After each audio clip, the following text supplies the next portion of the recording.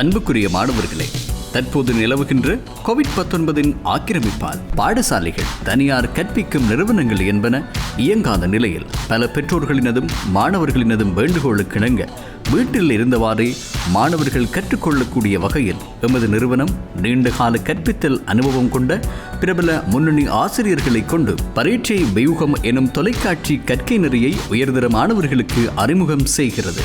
இணைந்த கணிதம் கற்பித்தல் யாம்பவான்களில் ஒருவரான திரு பி. விமலநாதன் இன்று காலை 11 மணிக்கு வழிகாட்டல் வகுப்புகள் நிகழ்த்தப்படுகிறது. இக்கற்கை நெறியானது 2020 உயர்தர மாணவர்களுக்கானதாக காணப்படினும் ஆரம்ப பகுதிகளில் 2021, 2022 மாணவர்களும் பயன்பெறக்கூடிய வகையில் பாடநெறி ஒழுங்கு செய்யப்பட்டுள்ளது. வணக்கம் பிள்ளைகளே, டான் டிவியோடு உங்களை சந்திப்பதில் பெருமகிழ்ச்சி அடைகின்றேன். இன்று நாங்கள் தாயங்கள் 2020ஆம் ஆண்டு பரீட்சை எடுக்கும் மாணவர்களுக்கான ஒரு முக்கியமான பாடம் தாயங்கள். இந்த பாடத்தை நாங்கள் பார்ப்போம். தாயம்ன்றது ஒரு எண்களின் செவ்வக வடிவ ஒழுங்கு, அதுதான் தாயம். ஒரு எண்களின் செவ்வக வடிவ ஒழுங்கு தான் தாயம். சரி, இங்கே பாருங்க, இந்த இதில் காட்டப்பட்டிருக்கு. இது இருக்கா, கவனிங்க பிள்ளைகளே, இதில் காட்டப்பட்டிருக்கு. இந்த இதுக்கு இருக்கிற ஒவ்வொன்றையும் சொல்கிறது மூலகங்கள். இந்த A11 என்றதின் கருத்து முதலாவது ரோவில் முதலாவது குலத்தில் இருக்கிற மூலகம். A12 முதலாவது ரோவில் ரெண்டாவது குலத்தில் இருக்கிற மூலகம். இப்படியே போகும். அப்போ இதில் எம் ரோ இருக்குது, என் குலம் இருக்குது. சரிதான்? எம் நிடைகளும் என் நிழல்களும் இருக்குது. அப்போ இந்த தாயத்தை சொல்கிறது சரிதான் M/N வரிசையை உடைய தாயம், அல்லது அந்த தாயத்தின் பருமன் அல்லது அந்த தாயத்தின் வடிவம் M/N. இதுதான் இந்த தாயத்தின் வடிவம். சரியா? இந்த இதில் நீங்கள் கவனிக்க வேண்டிய விடயம், இந்த தாயத்தை எழுதிக்க இப்படி ஒரு பிராக்கெட் போடலாம், அல்லது இதில் எழுதின மாதிரி பிராக்கெட் போட்டு நீங்கள் எழுதலாம்.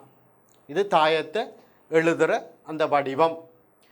மற்றது பிள்ளைகளே, இந்த தாயத்தை 5வது ரோவில் ஜேயாவது குலத்தில் இருக்கிற மூலகத்தால் நீங்கள் இப்படி எழுதலாம், AIJ.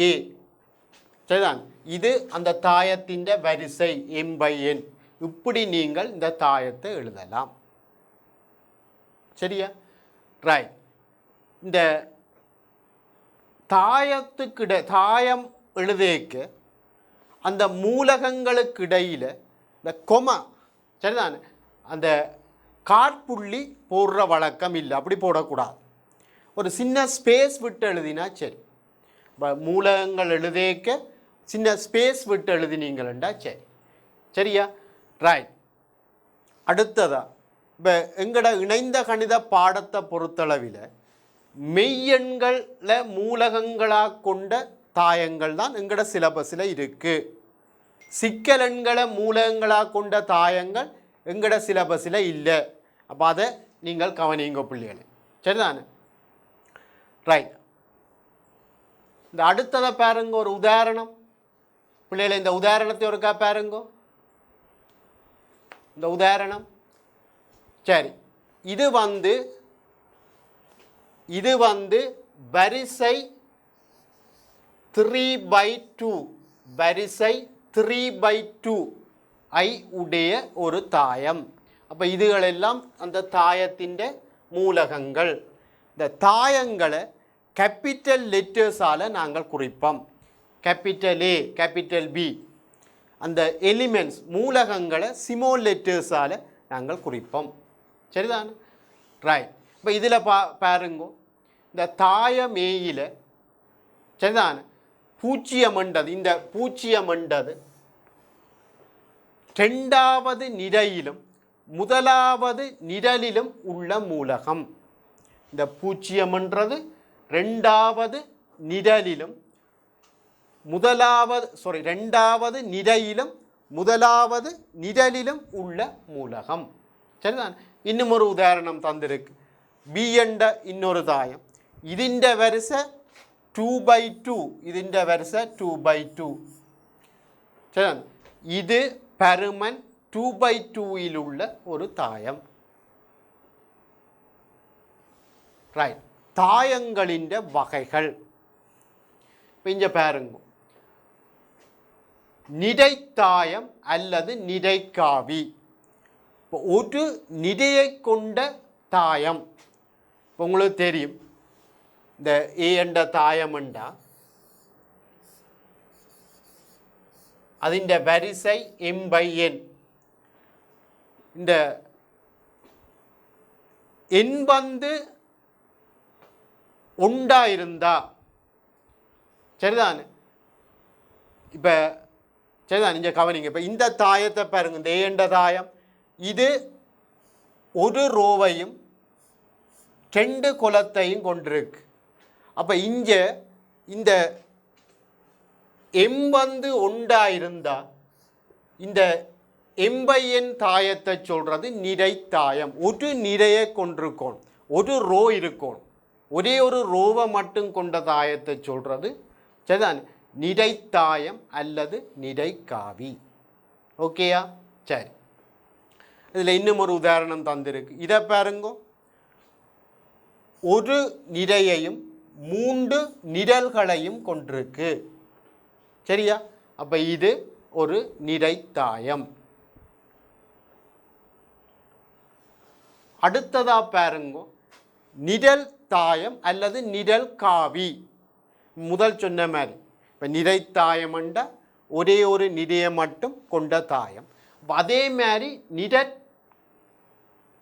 நிரல் காவி அல்லது நிரல் தாயம்ண்டா ஒரே ஒரு நிரலை மட்டும் கொண்டிருக்கணும். சரிதான். இப்போ உங்களுக்கு தெரியும். இப்போ இந்த வரிசையை பார்த்தீங்களா 3/1. இப்போ உங்களுக்கு தெரியும் ஏ m/n. இதில் இந்த n வந்து உண்டாயிருக்கணும். ஒரே ஒரு நிரல் மட்டும் இருக்கணும். ஒரே ஒரு நிரல் மட்டும் இருந்தால் நீங்கள் சொல்லுவீங்க அந்த தாயத்தை நிரல் தாயம் அல்லது நிரல் காவி. சரியா? இப்போ இதை பாருங்க. 2 ரோ இருக்குது, ஒரே ஒரு குலம் இருக்குது. 2/1. அப்போ இது ஒரு நிரல் தாயம், இதுவும் நிரல் தாயம். சரியா? சரி. அடுத்ததாக நாங்கள் பார்க்க போகிற தாயம் சூனியத்தாயம் அல்லது பூச்சியத்தாயம். இப்போ ஒரு தாயத்தின் மூலகங்கள் எல்லாம் பூச்சியம்ண்டா அதை நாங்கள் சொல்லுவோம் பூச்சியத்தாயம். இப்போ ஒரு தாயத்தின் எல்லா மூலகங்களும் பூச்சியமாக இருக்கும். சரிதான். ரைட். அப்போ இங்கே பாருங்க. இது 3/2 என்ற வரிசையில் உள்ள ஒரு பூச்சியத்தாயம். எல்லா மூலகங்களும் பூச்சியம். பூச்சியத்தாயத்தை இப்படி குறிக்கலாம். சரிதான். வேறு வேறு வரிசைகளில் இருக்கலாம் பூச்சியத்தாயம். இது 3/2, இது 2/2. அப்போ ஒரு தாயத்தில் இருக்கிற எல்லா மூலகங்களும் பூச்சியம்ண்டா நாங்கள் சொல்லுவோம் அதை பூச்சியத்தாயம். சரியா? ரைட். ரைட். அடுத்ததாக பாருங்க. சமமான தாயங்கள். இப்போ 2 தாயங்கள் சமம்ண்டா முதல்ல அதிൻ്റെ வரிசைகள் சமனாக இருக்கும், ஒரே வடிவத்தில் இருக்கும். அப்போ ஒன்று m/n மற்றது p/q உங்களுக்கு தெரியணும். எம்மும் பியும் சமனாக இருக்கணும், என்னும் கியூவும் சமனாக இருக்கும். சரி. அப்போ ஒரே வரிசையில் இருக்கும். அடுத்தது ஒத்த மூலகங்கள் சமனாக இருக்கும். இப்போ இதில் 2வது ரோவில் 3வது குலத்தில் இருக்கிற மூலம் அங்கேயும் 2வது. நாங்கள் அடுத்ததாக சமமான தாயங்கள். இப்போ 2 தாயங்கள் சமம்ண்டா முதல்ல அந்த 2 தாயங்களின் வரிசைகள் சமனாக இருக்கும். சரிதான். இப்போ ஏ என்ற தாயத்தின் வரிசை m/n. ஏ என்ற தாயத்தின் வரிசை m/n. பி என்ற தாயத்தின் வரிசை P/Q. இந்த ரெண்டு தாயங்களும் சமனண்டா ஒரே வரிசையில் இருக்கணும். அப்போ M Pக்கு சமனாக இருக்கணும், N Qக்கு சமனாக இருக்கும். இது முதலாவது விடயம். ரெண்டாவது ஒத்த மூலகங்கள் சமனாக இருக்கும்.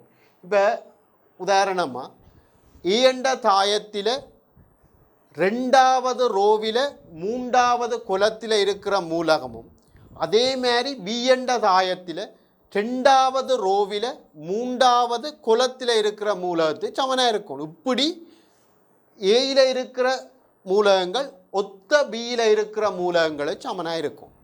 அப்படி இருந்தால் ரெண்டு தாயங்களும் சமன். அப்போ இதிலே ஒரு சின்ன உதாரண கணக்கொண்டு தந்து கிடக்கு. இங்கே பாருங்க, உதாரணம் 5. இந்த ரெண்டு தாயங்களும் சமமாம். இதில் எக்ஸையும் வையையும் கேட்டு கிடக்கு. முதல்ல நாங்கள் பார்ப்போம் ரெண்டின் வரிசை சமனான். ரைட். அப்போ இது 2/3, இதுவும் 2/3. ஆகவே ரெண்டு தாயங்களின் வரிசைகள் சமன். இனி ஒத்த மூலகங்கள் சமனாக இருக்கணும். அப்போ ஏ என்ற தாயத்தில் முதலாவது ரோவில் முதலாவது குலத்தில் இருக்கிற எக்ஸ் என்றது பி என்ற தாயத்தில் முதலாவது ரோவில் முதலாவது குலத்தில் இருக்கிற -2க்கு சமனாக இருக்கும். அதே மாதிரி முதலாவது ரோவில் ரெண்டாவது குலத்தில் இருக்கிற y இஞ்சையும் முதலாவது ரோவில் ரெண்டாவது குலத்தில் இருக்கிற 1க்கு சமனாக இருக்கும். சரிதான். ரைட். மற்றதுகள் எல்லாம் சமனாக இருக்கு. சரிதான். அப்போ எக்ஸும் வையும் காண சொல்லி கேட்டு கிடக்கு. X -2 y 1. ரைட். அடுத்ததாக தாயங்களின் கூட்டல். இப்போ எல்லா தாயங்களையும் கூட்டலாமா? இல்லை. அப்போ ரெண்டு தாயங்களை கூட்டுறதுக்கு முதல்ல அவ ஒரே வரிசையில் இருக்கும். அது முக்கியமான. அப்படி ஒரே வரிசையில் இருந்தால் தான் நாங்கள் ரெண்டு தாயங்களை கூட்டலாம். சரி. இப்போ ஏ என்ற தாயம் பி என்ற தாயம் ஒரே வரிசையில் இருக்குது. அப்போ எப்படி கூட்டுறேன்டா ஒத்த மூலகங்களை கூட்டி விட்டால் சரி. அப்போ இப்போ உதாரணமாக ஏ என்ற தாயத்தில் ரெண்டாவது ரோவில் மூன்றாவது குலத்தில் இருக்கிற மூலகமும் பி என்ற தாயத்தில் ரெண்டாவது ரோவில் மூன்றாவது குலத்தில் இருக்கிற மூலகத்தோட கூட்டுப்படும். இதே மாதிரி ஒத்த மூலகங்கள் எல்லாம் கூட்டுப்படும். சரிதான். அப்போ இங்கே பாருங்க, இதை இப்படி குறியீட்டில் இப்படி எழுதலாம். அப்போ ஏயில் ஐயாவது ரோவில் ஜேயாவது குலத்தில் இருக்கிற மூலகம், அங்கேயும் ஐயாவது ரோவில் ஜேயாவது குலத்தில் இருக்கிற மூலகத்தோட கூட்டுப்படும். குறியீட்டில் இப்படி எழுதலாம். சரியா. கூட்டினா பிறகும் திருப்பி அது அதே வரிசை M/N இருக்கும். அப்போ இதில் ஒரு உதாரணம் தந்திருக்கு. சரி. இந்த உதாரணம் 6. ரெண்டும் ஒரே வரிசையில் உள்ள தாயம். இது 2/3, இதுவும் 2/3. ரெண்டு தாயத்தையும் கூட்ட போகிறோம். இந்த 5ஐயும் -2ஐயும் கூட்டுவோம், 1ஐயும் கூட்டுவோம். அப்படி சரிதானே. 5 -2 சரி, 1 1 3 -3 2 4 -3ஓட -6 கூட்டுவோம், 9ஓட 0 கூட்டுவோம். கூட்டினா இப்படி ஒரு விட வரும். சரியா பிள்ளைகளே? ரைட். அடுத்தது தாயங்களின் கழித்தல். இப்போ இதுவும் தாயங்களின் கூட்டல் மாதிரி தான். இப்போ உங்களுக்கு தெரியும், இப்போ நம்பர்ஸ்லேயே இப்போ கூட்டல்ன்றது கழித்தல்ன்றது கூட்டலை வச்சு சொல்லலாம். 5ல் 4 கழிக்கிறத 5ஓட -4 கூட்டுறன்னு சொல்லலாம். அதே மாதிரி தான் இந்த தாயம். ஏ என்ற தாயத்திலிருந்து பி என்ற தாயத்தை கழிக்கிறன்றது ஏ என்ற தாயத்தோட -B என்ற தாயத்தை கூட்டுற மாதிரி. சரி. இங்கே கவனிங்க. அப்போ கழிக்கிறது என்னென்று வரையறுக்கிறோம்டா முதல்ல அந்த ரெண்டு தாயங்களும் ஒரே வரிசையில் இருக்கும். கூட்டல் மாதிரி ரெண்டு தாயங்களும் ஒரே வரிசையில் இருக்கும். ரெண்டாவது ஒத்த மூலகங்களை கூட்டணும். அதே மாதிரி இந்த ஒத்த மூலகங்களை கழிக்கணும். அப்போ கூட்டலுக்கு ஒத்த மூலகங்களை கூட்டணும், கழித்தலண்டா ஒத்த மூலகங்களை கழிக்கணும். சரி. இப்போ இதுக்கு ஒரு உதாரணம் தந்திருக்கு. அப்போ 5ல் -2 கழிச்சா சரிதானே 7. 1 உண்டை கழிச்சா 0, 3 சய 3 கழிச்சா 6, 2 4 கழிச்சா சய 2, சய 3 சய 6 கழிச்சா 3, 9 0 கழிச்சா 9. அதான் எழுதி கிடக்கு. இது தாயங்களின் கழித்தல். சரி, அடுத்தது தாயம் ஒன்றை எண்ணி ஒன்றால் பெருக்குதல். இப்போ 2a, 2ன்றது ஒரு எண்ணி, ஏன்றது ஒரு தாயம், 2a என்றா என்ன செய்கிறது? இப்போ இங்கே பாருங்க, ஏன்றது ஒரு தாயம், லெம்டான்றது ஒரு மெய்யன், அதான் எண்ணி. அப்போ லெம்டா ஏ இப்போ என்ன செய்யணுமெண்டா, இந்த தாயம் ஏயில் உள்ள எல்லா மூலகங்களையும் லெம்டாவால் பெருக்கணும். அதான் குறியீட்டில் இப்படி எழுதிக்கிறார், லெம்டா ஏஐஜே m/n. சரி, இப்போ உதாரணமாக இங்கே பாருங்க, உதாரணம் 8, ஏ என்ற தாயம் தந்திருக்கு 2a. அப்போ எல்லா மூலகங்களையும் 2ஆல் பெருக்கணும். 2 பெருக்கினா 4, 3 6, 2 2, 4 8, சய 2 6. அப்போ ஒரு எண்ணியால் பெருக்கிறண்டா அந்த எல்லா மூலகங்களையும் அந்த எண்ணியால் நீங்கள் பெருக்கணும். சரியா? ரைட். அடுத்தது பாருங்க, இந்த தாயங்களின் கூட்டல், சரி, அந்த கழித்தல் மற்ற இந்த எண்ணியால் பெருக்கிற இதுகளின் பண்புகளை பற்றி நாங்கள் இதில் எழுதியிருக்கிறோம், குறிப்பண்டு போட்டு எழுதியிருக்கோம். சரி, இப்போ இது முதல் சொன்ன மாதிரி கழித்தலை நீங்கள் சரிதான். இப்போ 5 சய 3, 5 சக சய 3 என்று எழுதலாம். அதே மாதிரி தாயங்களின் கழித்தலையும் நீங்கள் ஏ சய பிய ஏ சக சய பி என்று எழுதலாம். மற்றது 2வது, இப்போ உங்களுக்கு தெரியும் பிள்ளைகளே, இப்போ 5ஓட 3 கூட்டினா என்ன, 3ஓட 5 கூட்டினா என்ன, இல்லா மட்டும்தான். இப்போ இந்த பண்பை சொல்கிறது பரிவர்த்தன விதி. அப்போ கூட்டல், எண்களில் கூட்டல் பரிவர்த்தன விதிக்குட்பட்டது. ஆனால் கழித்தல் இந்த பரிவர்த்தன விதியை திருப்தி செய்யாது. ஆனால் தாயங்களில் கூட்டல் பரிவர்த்தன விதிக்குட்பட்டது. ஏ சக பி சமன் பி சக ஏ. அடுத்த 3வது, இதை சொல்கிறது சேர்த்தி விதி. இப்போ இங்கே பாருங்க பிள்ளைகளே, 8 அரண 4 அரண 2, சரிதான். இப்போ இதை முதல் செய்தால் 8 4ஆல் விரிப்போம், சரிதான். 8 4ஆல் விரிச்சிங்களண்டா பிள்ளைகள், சரிதான். 8 4ஆல் விரிச்சிங்களண்டா 2, 2 2ஆல் விரிச்சா 1. சரியா? ரைட். அப்போ இதே மாதிரி இதை முதல் செய்தால் என்ன வரும்? இப்போ 8 அரண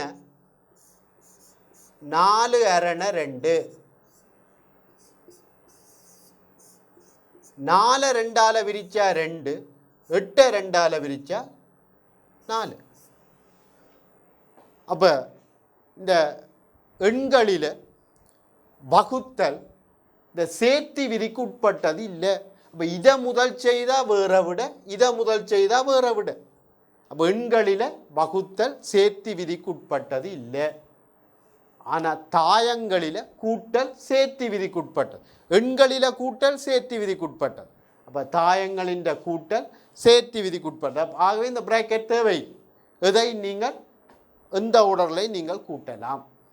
சரி, மற்றது 4வது முடிவு, சரிதான். அப்போ இதில் முக்கியம் கூட்டேக்க ஒரே வரிசையில் இருக்கணும், சரிதான், அது முக்கியம்.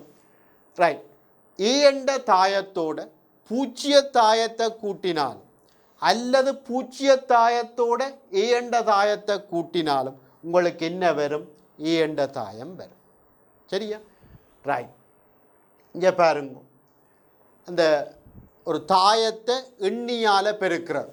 இப்போ ஏயையும் பியையும் கூட்டி போட்டு அந்த தாயத்தை லெம்டாவால் பெருக்கிறோம்.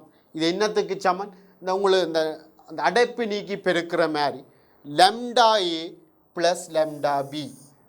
சரி, தாயங்கள் எண்ணியால் இப்படி பெருக்கலாம். லெம்டா ஏ ப்ளஸ் லெம்டா பி. அதே மாதிரி லெம்டா ப்ளஸ் மியூ இன்டு ஏ, லெம்டாவும் மியூவும் எண்ணி.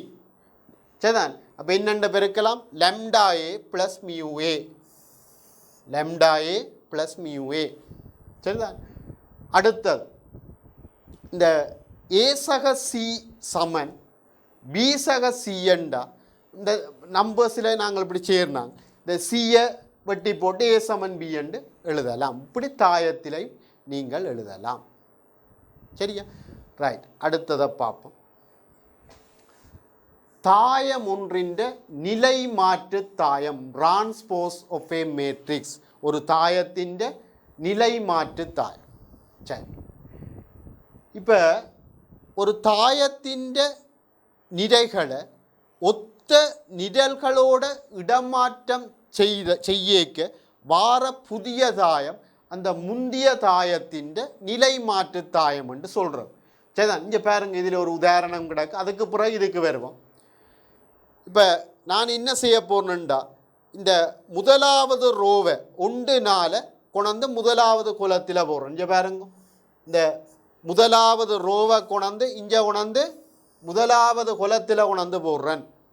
2வது ரோ 2 கொண்டு 2வது குலத்தில் போடுறேன். 3வது ரோ 3 கொண்டு 3வது குலத்தில் போடுறேன். அப்போ நிரைகளை ஒத்த நிரல்களோட இடமாற்றம் செய்கிறதால கிடைக்கிற புதிய தாயத்தை சொல்கிறது அந்த முதலிருந்த தாயத்தின் நிலை மாற்று தாயம். சரியா?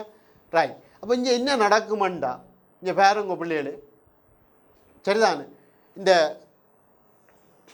A13 என்றது முதலாவது ரோவில் 3வது குலத்தில் இருக்கிற மூலகம். இப்படி அதாவது நிலை மாற்று தாயத்தில் அது என்னவா வருமெண்டா, சரிதான், 3வது ரோவில் முதலாவது குலம் என்று வரும். இது மாறிவர், இது மாறிவர், இது மாறிவர். முதலாவது ரோவில் 3வது குலத்தில் இருக்கிற மூலகம் அங்கே நிலை மாற்று தாயத்தில் 3வது ரோவில் முதலாவது குலத்துக்கு போயிடும். சரிதான். இந்த நிலை மாற்று தாயத்தை ஏ டிரான்ஸ்போஸால் குறிக்கிறது.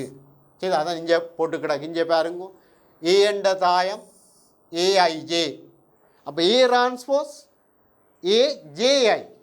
ஏனெண்டா 5வது ரோவில் ஜேயாவது குலத்தில் இருக்கிற மூலகம் ஏ டிரான்ஸ்போஸில் எங்கே போடும்? ஜேயாவது ரோவில் 5வது குலத்துக்கு போடும். சரிதான். இந்த நிலை மாற்று தாயத்தை ஏ டிரான்ஸ்போஸ் ஏடி அல்லாட்டி ஏ டேஸ் இதால் நாங்கள் குறிக்கலாம். சரி, அடுத்ததான் நாங்கள் பிள்ளைகளே நிலை மாற்று தாயத்தின் பண்புகள். இப்போ இந்த பண்புகள் நிறுவல் தேவையில்லை, நேரடியாக சரி நீங்கள் வாய்ப்பு பார்க்கலாம். ஏதாவது 2 தாயங்களை தந்துட்டு இந்த பண்புகளை சரியோண்டு பார்க்க சொல்லி உங்களுக்கு வாய்ப்பு பார்க்க சொல்லி கேட்கலாம். சரி, மற்றபடி ஜென்ரலான வச்சு கொண்டு நிறுவல் உங்களுக்கு தேவையில்லை. சரி, நிலை மாற்று தாயத்தின் பண்புகள். முதலாவது பண்பு ஏ டிரான்ஸ்போஸின் டிரான்ஸ்போஸ். இது உங்களுக்கு ஓரளவு உணரக்கூடியதாக இருக்கு. ஏனெண்டா முதல் தரம் சரிதான் நிறைகளையும் ஒத்த நிரல்களோட இடம் மாற்றி போட்டு திருப்பியும் அதை மாற்றி விட்டால் என்ன நடக்கும்? பழைய தாயம் வந்துடும். அப்போ ஏ டிரான்ஸ்போஸின் டிரான்ஸ்போஸ் வந்து உங்களுக்கு தெரியும், இது ஏயாக இருக்கும். சரியா? அப்போ இதுதான் முதலாவது. அது ஓரளவு உங்களுக்கு உணரக்கூடியதாகவே இருக்கு. அடுத்த 2வது 2 தாயங்களை கூட்டி போட்டு அதிண்ட டிரான்ஸ்போஸ் எடுக்கிறார். சரிதான். என்னத்துக்கு சமன்ண்டா தனித்தனிய டிரான்ஸ்போஸ் எடுத்து கூட்டுறதுக்கு சமன். இப்போ ஏ ப்ளஸ் பி முழுவதின் டிரான்ஸ்போஸ் என்னத்துக்கு சமன்? ஏ இன் டிரான்ஸ்போஸ் ப்ளஸ் பி இன் டிரான்ஸ்போஸ். சரிதான். ரைட். இதே மாதிரி கழித்தலுக்கு உண்மை, இதே மாதிரி கழித்தலுக்கு உண்மை. சரிதான். கழிச்சு போட்டு வாரதாயத்தின் நிலை மாற்று தாயம் என்னத்துக்கு சமன்? ஏயின் நிலைமாற்றுத்தாயம் சய பியின் நிலைமாற்றுத்தாயம். சரி, இந்த 4வது முடிவை பாருங்க. இப்போ உதாரணமாக 2A 2ன்றது ஒரு எண்ணி, ഇതിൻ്റെ டிரான்ஸ்போஸ் எடுத்தால் இந்த 2 வெளியில் எடுத்து போட்டு ஏயின் டிரான்ஸ்போஸுக்கு சமன். இப்போ இது நீங்கள் உணரக்கூடியதாக இருக்கும். ஏன் ஒரு எண்ணியால் ஒரு தாயத்தை பெருக்கிறன்றது எல்லா மூலகங்களையும் நீங்கள் பெருக்கணும். அப்போ எல்லா மூலகத்திலையும் 2 இருந்தால் அது நீங்கள் வெளியில் எடுக்கலாம் தானே. அப்போ டிரான்ஸ்போஸ் எடுத்தா அப்புறம் எல்லா மூலத்தை அந்த 2 மடங்கு இருக்கும், அதை நீங்கள் வெளியில் எடுக்கலாம். ஆகவே சரிதான், இந்த முடிவு உண்மையாக இருக்கும். 4வது. சரி, அடுத்ததாக நாங்கள் பார்க்க போகிறது சதுரத்தாயம். இந்த பேர்லேயே இருக்கு. இந்த சதுர வடிவமாக அந்த தாயம் இருந்தால் அதை சொல்கிறது சதுரத்தாயம். சதுர வடிவமாக இருக்கணுமெண்டா ஒரு தாயத்தின் நிறைகளின் எண்ணிக்கையும் நிரல்களின் எண்ணிக்கையும் சமனண்டா அந்த தாயத்தை சொல்லுவோம் சதுரத்தாயம். சரிதான், எம்மும் என்னும் சமனாக இருக்கும். எம்மும் என்னும் சமனண்டா அது சதுரத்தாயம். சரிதானே, ரைட். அப்போ நாங்கள் இதை சொல்லுவோம். இங்கே பாருங்க, இதில் நிரல்களின் எண்ணிக்கையும் எண், நிறைகளின் எண்ணிக்கையும் எண். அப்போ இதை சொல்கிறோம் வரிசை எண்ணில் உள்ள ஒரு சதுரத்தாயம். அப்போ இனி எண் பை எண்ணு சொல்லாமல் வரிசை எண்ணில் உள்ள ஒரு சதுரத்தாயம் என்று நாங்கள் சொல்லுவோம். சரிதான், இந்த மூலைவிட்டம் A11 A22 இங்கே பாருங்க, இந்த மூலைவிட்டம் இதை சொல்கிறது முந்துரு மூலைவிட்டம். A11 A22 A33 ANN. மற்ற இதையும் தெரிஞ்சு வச்சிருங்க பிள்ளைகளே. இப்போ இஞ்சால இருக்கிற எல்லாத்திலையும் இந்த ஐயை விட ஜே பெருசாக இருக்கு. ஐஜேயில் ஐயை விட ஜே பெருசாக இருக்கு. இஞ்சால இருக்கிற எல்லாத்திலையும் சரிதான் ஐ பெருசாக இருக்கு. ஏஐஜேயில் ஜேயை விட ஐ பெருசாக இருக்கும். சரியா பிள்ளைகள், இந்த இடத்துல இருக்கிற எல்லா இடத்துலையும் ஐயும் ஜேயும் சமனாக இருக்கும். இந்த மூலை விட்டம் வழியே உள்ள மூலகங்களில் ஐயும் ஜேயும் சமனாக இருக்கும். இஞ்சால மேலே ஜே பெருசாக இருக்கும், கீழே ஐ பெருசாக இருக்கும். சரிதான், ரைட். இப்போ இது ஒரு உதாரணம் பாருங்க. ഇതിൻ്റെ வரிசை 2/2. அப்போ ஒரு சதுரத்தாயம். நிறைகளின் எண்ணிக்கையும் நிரல்களின் எண்ணிக்கையும் 2 தான். அப்போ ஒரு சதுரத்தாயம். இதை நாங்கள் சொல்லுவோம் வரிசை 2இல் உள்ள ஒரு சதுரத்தாயம். இதை பாருங்க 3/3. வரிசை 3இல் உள்ள ஒரு சதுரத்தாயம். சரியா பிள்ளைகளே, ரைட். அடுத்ததாக நாங்கள் பார்க்க போகிறது சர்வ சமன்பாட்டு தாயம் அல்லது அலகு தாயம். இது ஒரு முக்கியமான தாயம். ஐடென்டிட்டி மேட்ரிக்ஸ் ஓ யூனிட் மேட்ரிக்ஸ். சர்வ சமன்பாட்டு தாயம் அல்லது அலகு தாயம். இந்த ஒரு சதுரத்தாயம் இங்கே பாருங்க, உங்களுக்கு ஈஸியாக விளங்கக்கூடிய மாதிரி சொல்கிறேன். பிறகு இந்த வரைவிலக்கணத்தை பார்ப்போம். இப்போ ஒரு சதுரத்தாயத்தில் இந்த மூலைவிட்டத்தின் வழியே உள்ள மூலகங்கள் எல்லாம் உண்டாயிருக்கும். இந்த மூலைவிட்டத்தின் வழியே இருக்கிற மூலகங்கள் எல்லாம் உண்டாயிருக்கும். அது சதுரத்தாயமாக இருக்கணும். மூலை விட்டத்தின் வழியே உள்ள மூலகங்கள் எல்லாம் உண்டாயிருக்கும். மற்றதெல்லாம் சைவராயிருக்கும். மற்ற மூலகங்கள் எல்லாம் சைவராயிருக்கும். இப்படி வரணும். மற்ற எல்லாம் சைவராயிருக்கும். அப்படி இருந்தால் அதை சொல்கிறது சர்வ சமன்பாட்டு தாயம். சரிதான், இதைத்தான் நாங்கள் சொல்லியிருக்கிறோம். என்ன ஏஐஐ உங்களுக்கு தெரியும். இப்போ தான் நாங்கள் சொன்னாங்க இந்த மூலை விட்டத்தின் வழியே உள்ள மூலகங்கள் ஐயும் ஜேயும் சமனாக இருக்கும். அப்போ ஏஐஐ உண்டாயிருக்கும். இந்த ஐயும் ஜேயும் சமன் இல்லாது ரெண்டா மேலே வரும் அல்லது கீழே வரும், அது பூஜ்ஜியமாக இருக்கும். சரிதான், ஐயும் ஜேயும் சமன் இல்லாட்டி ஏஐஜே பூஜ்ஜியமாக இருக்கணும். சமனாக இருந்தால் ஒன்றாக இருக்கணும். ஏஐஐ உண்டு. சரியா? அப்போ இதுக்கு 2 உதாரணம் தந்திருக்கு. மற்றது பிள்ளைகளே, இந்த சர்வ சமன்பாட்டு தாயத்தை இப்படி கேபிட்டல் ஐயால் குறிக்கலாம். இப்போ வரிசை எண்ணில் உள்ள சர்வ சமன்பாட்டு தாயத்தை ஐஎன்னால் குறிக்கலாம். இதை பாருங்க, மூளை விட்டத்தின் வழியே உண்டு கிடக்கு. இங்கே பாருங்க, உண்டு, மூளை விட்டத்தின் வழியே உண்டு, மற்றதெல்லாம் 0. சரி, சதுரத்தாயம் 2/2, இதை I2 என்று எழுதலாம். வரிசை 2இல் உள்ள ஒரு சர்வ சமன்பாட்டு தாயம். சரி, இதை பாருங்க. அடுத்த 3வது, அதுவும் சரி, இங்கே எல்லாம் உண்டு பாருங்க. இதில் உண்டு உண்டு உண்டு, மற்றதெல்லாம் 0. 3/3 சதுரத்தாயம். சரிதான். அப்போ இது வரிசை 3இல் உள்ள ஒரு சர்வ சமன்பாட்டு தாயம். இதை நாங்கள் I3ஆல் குறிக்கலாம். சரியா? ரைட். அடுத்ததாக நாங்கள் பார்க்க போகிறோம் மூலை விட்ட தாயம். சரிதான். இப்போ இந்த குறியீடுகள் சில நேரம் உங்களுக்கு கஷ்டமாக இருக்கும். உங்களுக்கு விளங்கக்கூடிய மாதிரி ஈஸியாக சொல்கிறேன். இப்போ ஒரு சதுரத்தாயத்தில் இந்த மூலை விட்டத்துக்கு மேலே இருக்கிற மூலகங்கள் எல்லாம் 0வாக இருக்கும், கீழே இருக்கிற மூலகங்களும் 0வாக இருக்கும். மூலை விட்டத்தின் வழியே உள்ள மூலகங்களை பற்றி நான் சொல்லல. ஒன்றும் சொல்லாட்டி கருத்து என்ன, அது 0வாக இருக்கலாம், 0 இல்லாமலும் இருக்கலாம். அப்போ மேத்ஸில் கவனம், நாங்கள் சொல்லாத ஒன்றை நீங்கள் ஒரு தரவு மாதிரி எடுக்கலாம். சரி, அப்போ மூலை விட்டத்துக்கு மேலே இருக்கிற மூலகங்களும் கீழே இருக்கிற மூலகங்களும் 0மாக இருந்தால் நாங்கள் சொல்லுவோம், சரிதான், அது மூலை விட்ட தாயம். ஒரு பூஜ்ஜியத்தாயம், ஒரு சதுரத்தாயமாக இருக்கேக்க ஒரு பூஜ்ஜியத்தாயத்தை நாங்கள் ஒரு மூலை விட்ட தாயமாக சொல்லலாம். சரிதான். ரைட். அப்போ என்ன, நீங்கள் இப்படி பாருங்க, மூலை விட்டத்துக்கு மேலே இருக்கிற மூலகங்கள் 0மாக இருக்கொண்டு பாருங்க. அதே மாதிரி மூலை விட்டத்துக்கு கீழே இருக்கிற மூலகங்கள் 0மாக இருக்கொண்டு பாருங்க. மூலை விட்டத்தில் இருக்கிற மூலம் இன்னும் இருக்கலாம், அதை பற்றி எங்களுக்கு தேவை. அப்போ மூலை விட்டத்துக்கு மேலேயும் மூலை விட்டத்துக்கு கீழேயும் உள்ள மூலகங்கள் 0 என்றால் அது மூலை விட்ட தாயம். சரி, ஒரு உதாரணம் போட்டு கிடக்குஞ்ச பாருங்க. இந்த மூலை விட்டத்துக்கு மேலேயும் 0 கீழேயும் 0, மூலை விட்டத்தில் 1 2 கிடக்கு.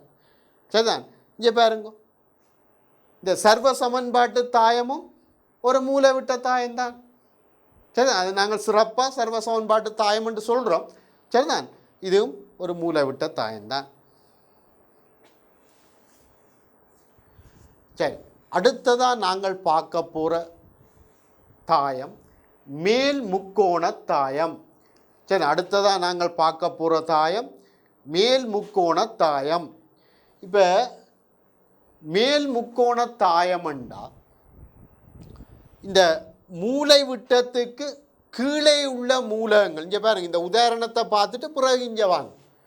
இந்த மூலை விட்டத்துக்கு கீழே உள்ள மூலகங்கள் எல்லாம் 0. அந்த மூலை விட்டத்துக்கு, இந்த முந்துரு மூலை விட்டத்துக்கு கீழே உள்ள மூலகங்கள் எல்லாம் 0. அப்போ ஏற்கனவே நான் சொன்னான், இந்த மூலை விட்டத்தின் வழியே ஐயும் ஜேயும் சமன். மூலை விட்டத்துக்கு கீழே ஐ ஜேயை விட பெருசு, மூலை விட்டத்துக்கு மேலே ஐயை விட ஜே பெருசு. அப்போ மூலை விட்டத்துக்கு கீழே, அதுதான் இங்கே சொல்லி கிடக்கு, ஐ ஜேயை விட பெருசாக இருக்கேக்க ஏஐஜே அண்டா கருத்து. அது மூலை விட்டத்துக்கு கீழே உள்ள மூலகங்களை பற்றி சொல்லுது. அப்போ எல்லாம் 0மாக இருந்தால் அந்த சதுரத்தாயத்தை சொல்கிறோம். சரிதான். மேல் முக்கோணத்தாயம், முக்கோணம் என்று வந்தாலே சரிதான், மூலை விட்டம் இதுக்கு வரும், சதுரத்தாயத்துக்குத்தான் மூலை விட்டத்தை பற்றியே கதைக்கலாம். சரி, ஒரு சதுரத்தாயத்தில் மூலை விட்டத்துக்கு கீழே உள்ள மூலகங்கள் 0 என்றால் இங்கே பாருங்க, மேலே ஒரு முக்கோணி மாதிரி வருது, மேல் முக்கோணத்தாயம் என்று நாங்கள் சொல்லுவோம். அடுத்தது கீழ் முக்கோணத்தாயம். சரி, இதே மாதிரி ஒரு சதுரத்தாயத்தில் மூலை விட்டத்திற்கு மேலே உள்ள மூலகங்கள் எல்லாம் 0 என்றா ஒரு சதுரத்தாயத்தில் மூலை விட்டத்திற்கு மேலே உள்ள மூலகங்கள் எல்லாம் பூஜ்ஜியமண்டா.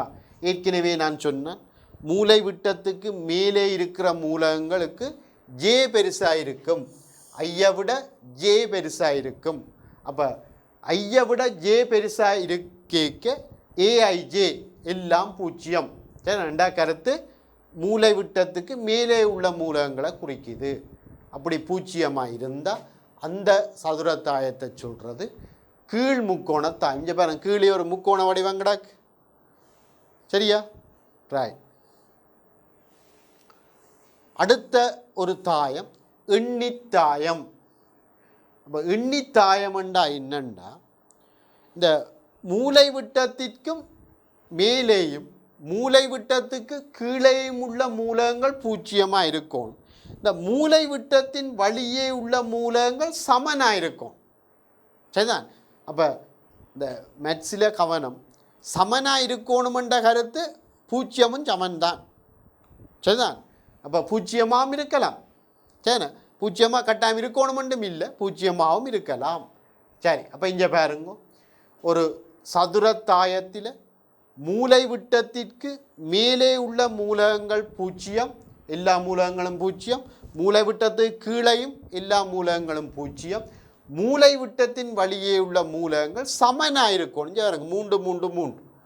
இது ஒரு எண்ணித்தாயம், ஸ்கேலர் மேட்ரிக்ஸ். ரைட். இந்த தாயம் மிக இலகுவான பாடம். இப்போ இதில் இந்த கூட, இந்த கேள்வியல் கூட வாரது பெருக்கலோடான் கூட வாரது. ஏனென்றால் கூட்டல் எல்லாம் மிக இலகுவான, என்ன சும்மா 2 இந்த ஒத்த மூலகங்களை கூட்டி விட்டால் சரிதானே. கழித்தலும் அதே மாதிரி. ஒரு எண்ணியால் தாயத்தை பெருக்கிறது, எல்லா மூலகங்களையும் பெருக்கி விட்டால் சரி. இந்த பெருக்கல் மட்டும்தான் கொஞ்சம் வித்தியாசம். இப்போ பெரும்பாலான கேள்வி இந்த பெருக்கலோடான் வரும். சரி, இந்த குறியீடுகள் பார்க்க சில நேரம் உங்களுக்கு கொஞ்சம் ஒரு மாதிரி இருக்கும். ஆனால் நாங்கள் இந்த நம்பர்ஸில் செய்ய சரிதான். இப்போ 2/3 சரிதான், அங்கே 3/2 அப்படி 2 தாயங்களை பெருக்க உங்களுக்கு அது ஈஸியாக விளாங்க. சரி, இப்போ முதல்ல நான் இப்போ கூட்டேக்க 2 தாயங்களை கூட்டேக்க சரிதான், 2ம் ஒரே வரிசையில் இருந்தால் தான் வரையறுக்கப்படும். சரிதான்? கழிக்கேக்கம் அப்படித்தான் ஒரே வரிசையில் இருக்கும். பெருக்கேக்க எப்படி இருக்கணுமெண்டா இங்கே பாருங்க, இதே ஒரு கவனிங்க. இந்த ஏ என்ற தாயம் അതിൻ്റെ വരിസை m/p, ബി എன்ற தாயத்திൻ്റെ വരിസை p/n. അപ്പോൾ എ என்ற தாயத்திൻ്റെ നിരകളിன் എണ്ണിക്കയും ബി என்ற தாயத்திൻ്റെ നിരകളിன் എണ്ணிக்கைக்கு சமனாக இருந்தால் தான் ஏபி என்ற பெருக்கம் வரையறுக்கப்படும். அப்போ இது பியில் முடிஞ்சால் இது பியில் தொடங்கும். m/p என்றால் p/n என்று வரும். செஞ்சாலே இன்னும் வரலாம். இதில் பியில் முடிஞ்சால் பியில் தொடங்கும். என்றால் தான் ஏபி என்ற தாயத்தின் பெருக்கல் வரையறுக்கப்படும். சரிதான்?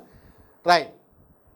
அப்போ நாங்கள் இந்த ஜென்ரலாக வச்சு இதை பார்க்காம ஒரு உதாரணத்தில் வச்சு பார்க்க ஈஸியாக விளங்கும். பிறகு நீங்கள் ஜென்ரலாக வச்சு பார்க்கலாம். சரிதான்? ரைட்.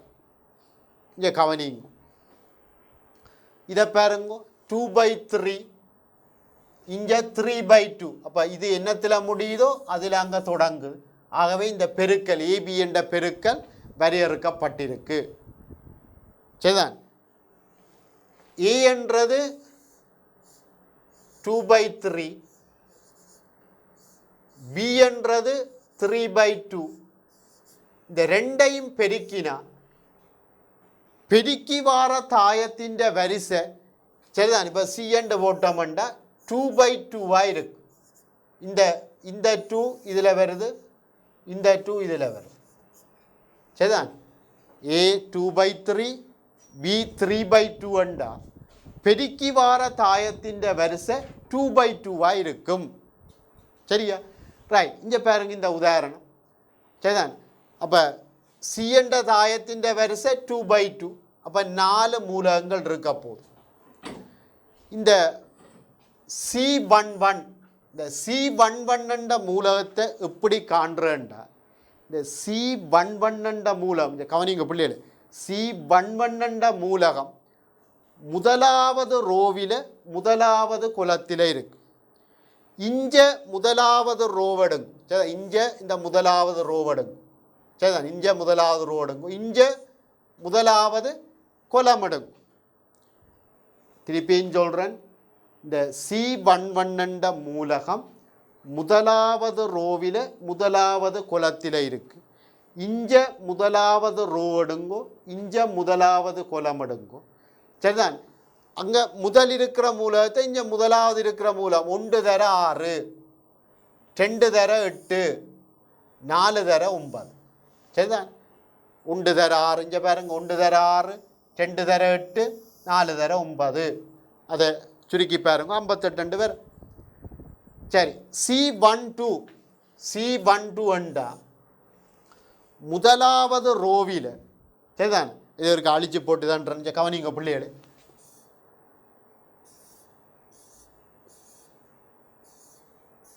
கவனிங்க பிள்ளைகளே, இந்த C12 இப்போ C12ன்றது முதலாவது ரோவில் 2வது குலத்தில் இருக்கிற மூலகம். அப்போ இங்கே நாங்கள் முதலாவது ரோ எடுக்கணும்.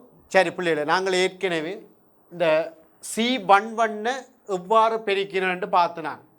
இப்போ C11ன்றது முதலாவது ரோவில் முதலாவது குலத்தில் இருக்குது. அப்போ இங்கே முதலாவது ரோவும் இங்கே முதலாவது குலமும் எடுத்து நாங்கள் பெருக்கி எப்படி C11 கண்டேன்னு சொன்னான். இதே மாதிரி C12 எப்படி காண்றேன்னு பார்ப்போம். C12ன்றது முதலாவது ரோவில் 2வது குலத்தில் இருக்குது. அப்போ இங்கே முதலாவது ரோவையும் இங்கே 2வது குலத்தையும் எடுப்போம். ஒத்த மூலகங்களை பெருக்குவோம் சரிதான். இங்கே முதலாவதாக இருக்கிறத அங்கே முதலாவதாக இருக்கிறதோட பெருக்குவோம். இங்கே 2வதாக இருக்கிறத 2வது இருக்கிறதோட பெருக்குவோம். 3வதாக இருக்கிறத 3வது இருக்கிறதோட பெருக்குவோம். 1 தர 3 இங்கே பாருங்க, 1 தர 3, 2 தர 1, சக 5 தர 4 தர சரி. இங்கே 1 தர 3, 2 தர 1, 4 தர 6, 4 தர 6 சரிதான். இங்கே முதலாவது ரோ அங்கே 2வது குலம், முதலாவது எலிமெண்ட்டு அங்கே இருக்கிற அந்த முதலாவது எலிமெண்ட்டோட, 2வது எலிமெண்ட்டை 2வது எலிமெண்ட்டோட, 3வது எலிமெண்ட்டை 3வது எலிமெண்ட்டோட பெருக்கி கூட்டுங்க. அப்போ இப்படி கூட்டினா உங்களுக்கு 29 வருது சரியா. இதே மாதிரி C21 அதே முறுக்கா பார்ப்போம். இதே ஒரு அழிச்சு போட்டு அதே முறுக்கா பார்ப்போம். சரி, இங்கே கவனிங்க பிள்ளைகளே, இந்த C21ன்றது 2வது ரோவில் முதலாவது குலத்தில் இருக்கிற மூலகம். அப்போ இங்கே 2வது ரோ எடுக்கணும், இங்கே முதலாவது குலம் எடுக்கணும். இங்கே முதலாவது மூலகத்தை இங்கே இருக்கிற முதலாவது மூலகத்தோட பெருக்குங்க, 2வது மூலகத்தை 2வது மூலகத்தோட பெருக்குங்க, 3வது மூலகத்தை 3வது மூலகத்தோட பெருக்குங்கோ. 3 தர 6, 5 தர 8, 7 தர 9, அதை பெருக்கி சுருக்கினா 121 வரும். இப்போ C21 121 சரி. இதே மாதிரி C22 எப்படி காண்றேன்னு பார்ப்போம். C22 சரி, இங்கே பாருங்க, இந்த C22ன்றது 2வது ரோவில் 2வது குலத்தில் இருக்கிற மூலகம். அப்போ இங்கே 2வது ரோ, இங்கே 2வது குலம். முதலாவது மூலகத்தை அங்கே முதலாவது மூலகத்தோட பெருக்குங்க, 2வது மூலகத்தை அங்கே இருக்கிற 2வது மூலகத்தோட பெருக்குங்க, 3வது மூலகத்தை அங்கே இருக்கிற 3வது மூலகத்தோட பெருக்குங்கோ.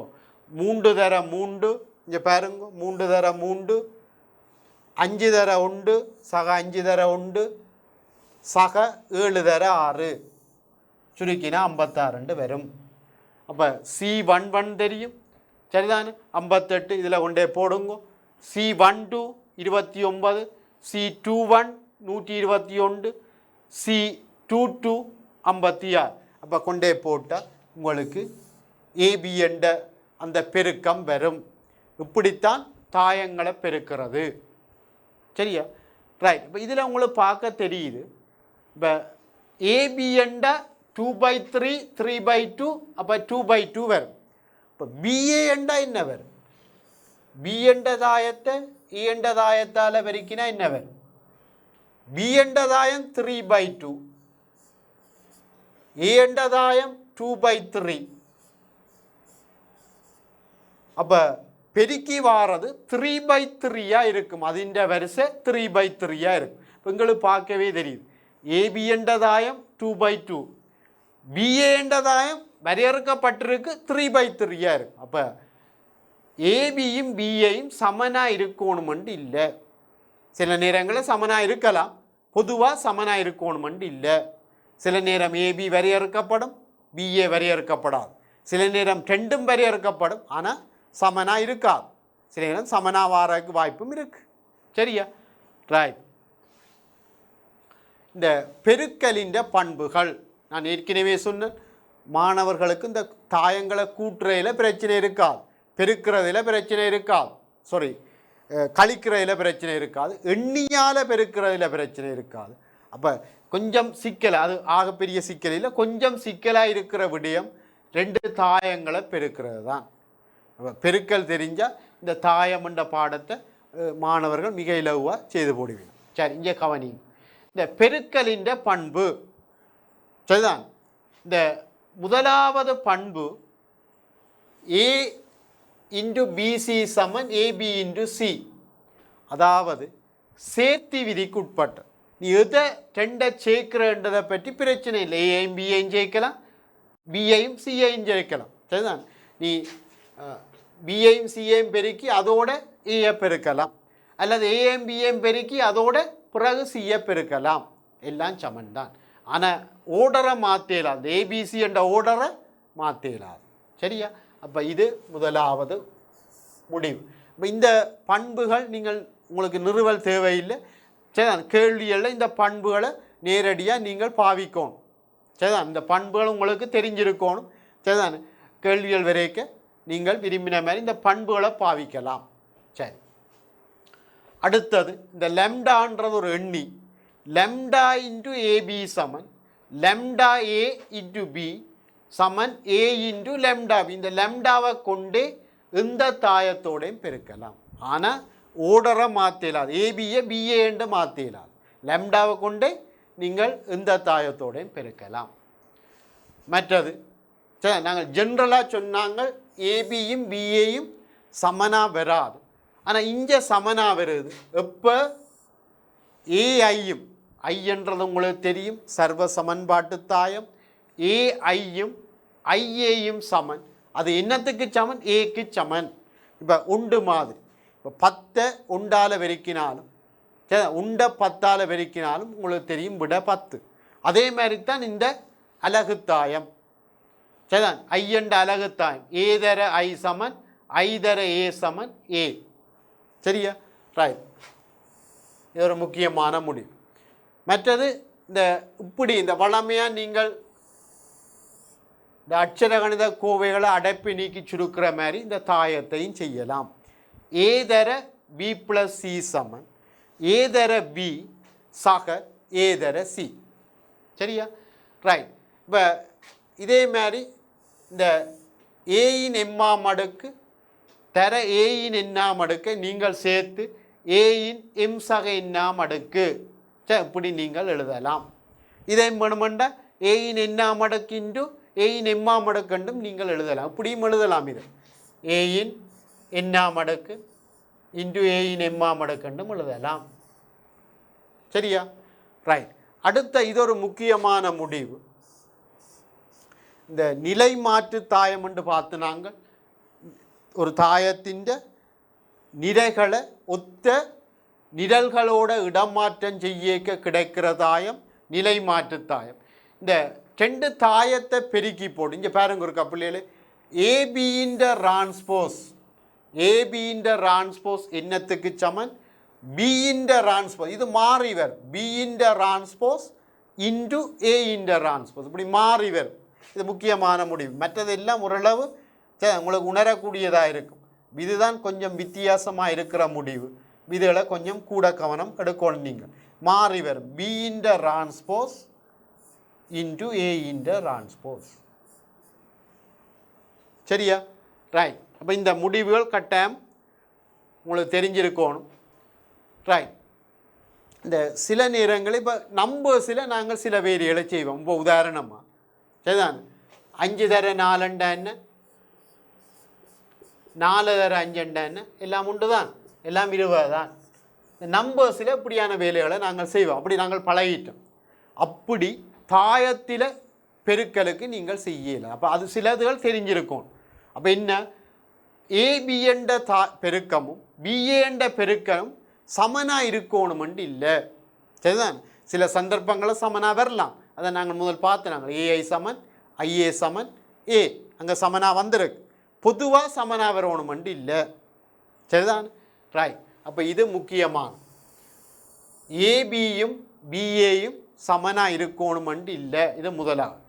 மற்ற இந்த இப்படியெல்லாம் நாங்கள் செய்யறனால இப்போ 10x சமன் 2y என்றா நாங்கள் இந்த 2 வட்டி போட்டு சரிதான், இந்த 2 வட்டி போட்டு எக்ஸ் சமன் y என்று இப்படி எழுதி பழகினாங்க. நம்பர்ஸுகளில் இப்படி செய்த நாங்கள் 2 சைவருக்கு சமன் இல்லாட்டி எல்லாம் வட்டி போட்டு இப்படி எழுதினாங்க. இதே செய்க தாயத்துக்கு சரி வராது.